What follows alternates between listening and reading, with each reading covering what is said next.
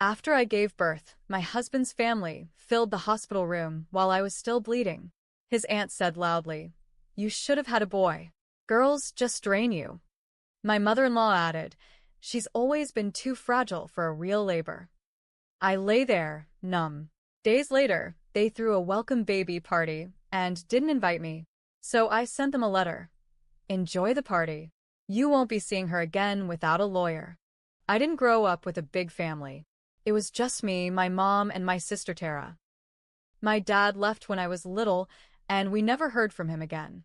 So when I married Jason, part of me liked the idea of marrying into a close family. He had parents who were still together, 3 aunts who lived nearby, a couple of cousins he saw all the time, even a grandmother who remembered everyone's birthday. It felt warm, like something I'd missed growing up. I was wrong. Everything changed after I gave birth. I delivered our daughter Ava at a hospital in Charleston, South Carolina. I labored for 31 hours. I tore bad. They had to stitch me up for over an hour after. I lost so much blood I couldn't stand, without almost passing out. But I had her. She was perfect, tiny, warm, and she looked right into me with these huge brown eyes. I thought, this is my family now. Not even 10 minutes later, the door opened, and the flood came. First his mom, then his dad, then his Aunt Doreen, Aunt Cheryl, Uncle Hank, 2 cousins, and Grandma Edna with her walker. I was still in the hospital bed. I hadn't even held Ava skin to skin yet. I was still bleeding.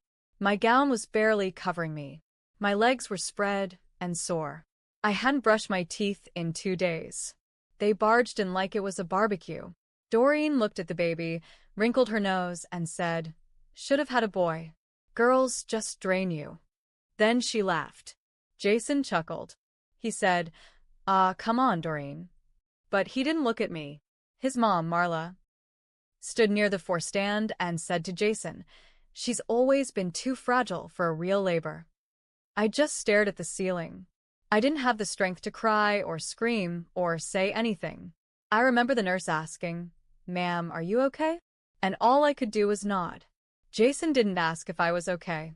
He was too busy passing Ava around to everyone like she was a gift he bought, not something that tore through my body and soul just hours ago. I laid there, Numb. leaking blood and milk, ignored. 2 days later, I was home. Jason's family wouldn't stop coming over. I'd wake up from a nap and find them in my kitchen, in my living room, holding Ava, without washing their hands. I told Jason I wasn't comfortable, that I needed rest, that I didn't want anyone kissing her yet. He rolled his eyes and said, "They're just excited." I couldn't sit down without crying. My stitches pulled with every step. I was bleeding through pads. My nipples were cracked and raw. I hadn't showered in 3 days. I was trying to figure out how to feed a newborn while my husband's Aunt Cheryl told me, "You should try formula, it's what we used, and my kids turned out just fine." Marla looked at me one night and said, "Postpartum is just an excuse to act selfish." That one stung. Jason didn't say a word. Then came the party. I found out from Facebook. A welcome baby Ava party at Marla's house. Pink decorations.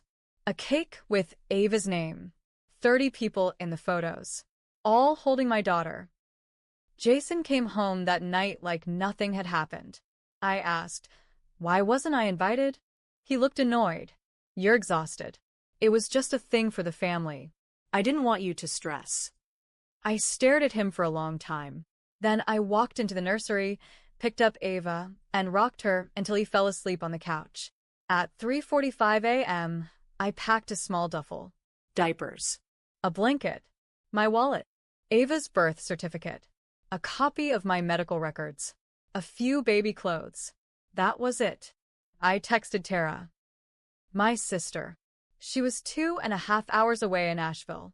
She said, "Come now." I left Jason a note on the kitchen counter. Not a long letter. Just one sentence. "Enjoy the party. You won't be seeing her again without a lawyer." Jason didn't respond at first. For 2 days, nothing. Not a text. Not a call. I figured he was sulking. Or maybe he thought I'd calm down and come back once I got over it. That was always his way, pretend nothing happened and wait for me to fold. But I didn't. I stayed with Tara. Her place wasn't big, just a 2-bedroom apartment, but it was quiet, peaceful. She set up a pack-and-play for Ava in the guest room and helped me with feedings. She made sure I ate. She didn't ask too many questions. She just held me when I broke down and told me I wasn't crazy, because I felt like I was losing my mind. 3 days after I left, Jason finally called. I didn't answer. He left a voicemail. Calm voice, like he was talking to a coworker. Said he didn't appreciate being blindsided. Said we needed to be adults about this. Said his mother was heartbroken. He didn't ask how I was. Didn't ask how Ava was. He just talked about how they felt. Then came the messages from his mom, and Doreen, and even a couple of cousins, all through Facebook, all saying I was being cruel, that I was robbing them of their granddaughter. One said, "You're lucky Jason still wants you after the way you've acted." That one lit a fire in me. I blocked them all. Then I called a lawyer. I didn't have much money. I hadn't worked since I was 7 months pregnant, but I'd saved some, and Tara helped with the rest. The lawyer I found was a woman named Brenda, a mom of 3 who had been practicing family law in North Carolina and South Carolina for over 20 years. She listened. She didn't interrupt. And when I told her everything about the hospital, the party, the constant disrespect, she nodded slowly and said, "We can work with this." She helped me file for temporary custody. She filed a formal request for Jason to go through supervised visitation if he wanted to see Ava. She explained that, legally, I had every right to protect my daughter from an environment I believed was harmful. And I did believe that. I believed it with everything in me. Jason showed up a week later, in Asheville, at Tara's front door. He didn't knock gently. He banged like a cop. I was nursing Ava when Tara answered. He walked in like he owned the place, eyes locked on me. "You took my daughter," he said, jaw clenched. I looked at him, calm. "She's not a damn trophy," I said. "She's not your family's entertainment. She's my daughter. And I'm done pretending that's okay." "You're overreacting," he snapped. "You're emotional." Tara stepped between us. "She's postpartum, not stupid." Jason stared at me, then looked at Ava. Then he said, "You do this, you're blowing up the family. You'll regret it." I looked down at Ava. Her tiny fingers were wrapped around mine. "No," I said. "You blew it up. I'm just walking out of the fire." He left, slamming the door hard enough to shake the frames on the wall. Brenda filed a no-contact order that night, just to be safe. And then, something strange happened. A week later, I got a message, not from Jason. From his younger cousin, Sam. He was 19. I barely knew him. But the message said this: "You don't know the half of it. If you want proof, check the family group chat. Ask someone who still talks to you." So I did. I called my old college friend Megan. She was married to one of Jason's cousins. She'd always been kind to me. Quiet, but not cruel. She hesitated. Then she sent screenshots. And what I saw made my stomach turn. The screenshots Megan sent were from a private group chat called Harrison Family Core. It had Jason, his parents, all 3 of his aunts, and a few cousins in it. A bunch of messages were from the day Ava was born and the days after. I sat on the couch in Tara's apartment, holding my phone in one hand and my baby in the other, and I just stared. It started right after I gave birth. Jason had sent a message with Ava's photo, captioned, "She's here. 7 pounds, 3 ounces. Mom's exhausted. She didn't take it well." Then his mom replied, "Not surprised. She always seemed weak." At least Ava's cute. Looks like our side. Thank God." Doreen chimed in. Good genes beat drama every time. I kept scrolling. The messages got worse. "Marla, we'll have to step up. She doesn't seem fit for motherhood. Cheryl, we should start making more decisions. She'll thank us later. Jason, she's already being overprotective. We'll handle it. She'll calm down. Hank, once she's home, just keep her out of the way. We'll raise the baby right. We'll raise the baby right. like I was some surrogate they were tolerating until they could take over. Then came the party. They planned it without me, on purpose. It was never just a casual thing. It was orchestrated. Marla, let's make this our real introduction. No drama, no hormones, just family. Jason. Yeah. She doesn't need to be there. She'll just stress everyone out. That line made my hands shake. But it was what I saw next that made me feel physically sick. One message from Marla for days before I left. If she acts up, we'll talk to a lawyer. Jason has more support. Judges like stability. They were planning to push me out. Jason wasn't shocked when I left. He was preparing for it. I called Brenda immediately. Sent her everything. She didn't even pause. We'll file for sole custody. You have documentation of emotional abuse, disregard for your physical recovery, and now evidence they were conspiring to undermine your rights as a mother. Tara walked in while I was crying on the phone. She sat beside me and said, "You're not going back, right?" I wasn't. Jason must have found out we were filing again because 2 days later, he sent flowers. And a card. The card said, "Let's be civil. We don't need to destroy each other." There was no "I'm sorry." No, I was wrong. No, I should have protected you. Just civility. For his sake. Then, he filed his own petition. For joint custody. He claimed I'd fled the marital home with intent to isolate the child from her paternal family. That's what his lawyer wrote. Brenda called it preemptive damage control. I called it exactly what it was, more manipulation. Then Megan messaged again. Check the chat. Now. I opened the latest screenshot. Jason's mother had posted a photo, one I hadn't seen before. It was of Ava, in the hospital, swaddled, held by Jason's aunt. In the background, I was lying in the bed, eyes closed, clearly in pain. The caption under the picture? Claiming she was exhausted, but look at this. Just milking it for sympathy. Underneath were laughing emojis. From Jason. From his aunts. From the grandmother. That was the moment I stopped crying. And I started planning something more than custody. I wanted them to feel it.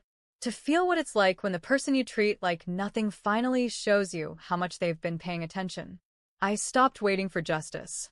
I decided to make it. Once I saw that photo, me, vulnerable, half-conscious, used for laughs, I knew being civil was no longer on the table. They wanted to break me. They wanted my baby. And they were willing to lie, mock, and gaslight to do it. So I leaned in. Brenda filed for emergency sole custody. She included the screenshots, the hospital records, the photo with the caption, and even statements from the hospital nurse who remembered me crying in the bathroom while Jason's family laughed in the hall. It was enough. The judge granted temporary sole custody. Jason got supervised visitation twice a month at a facility in Asheville. The first visit?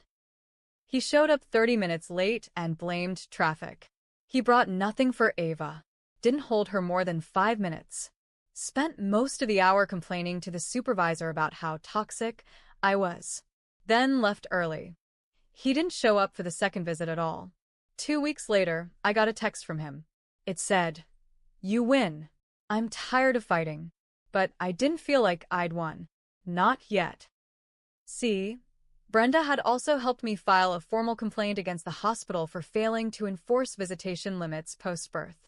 And during that process, we got access to the hospital's internal footage.